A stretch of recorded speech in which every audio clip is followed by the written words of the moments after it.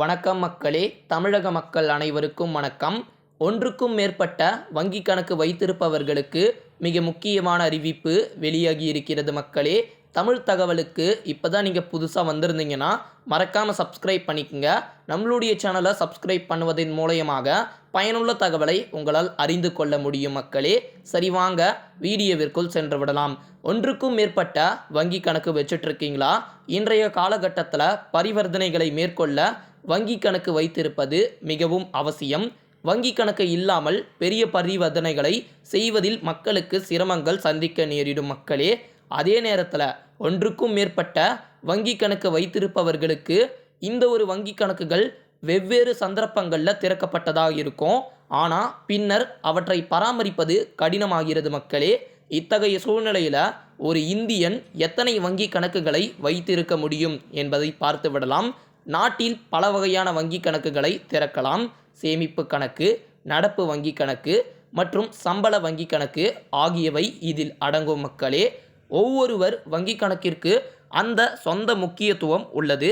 அத்தகைய சூழ்நிலையில் உங்களுடைய நோக்கங்களை நிறைவேற்ற வசதிக்கான வங்கி கணக்கை நீங்கள் திறக்கலாம்.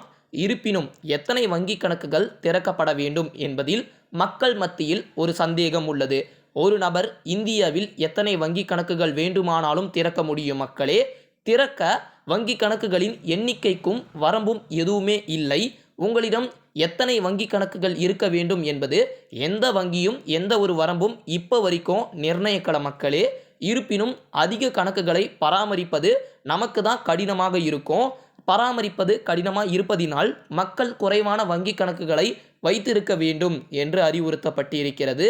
உண்மையில் வங்கி கணக்கு நிர்ணயித்த தொகை, அதாவது குறைந்தபட்ச இருப்பு தொகை வங்கி கணக்கு இருக்க வேண்டும். இதில் தான் நிறைய பேர் வங்கி கணக்கு வச்சுட்டு இருக்கும்போது நிறைய தவறுகள் செய்கிறாங்க. நிறைய கணக்கை பராமரிப்பதில் சிக்கல் ஏற்படுது.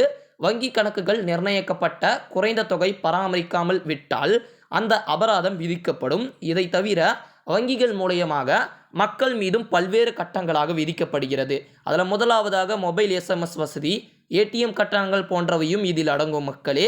வங்கி கணக்கு பயன்படுத்தாவிட்டால் இந்த ஒரு கட்டணங்கள் உங்களுடைய கணக்கிலிருந்து கழிக்கப்படும்.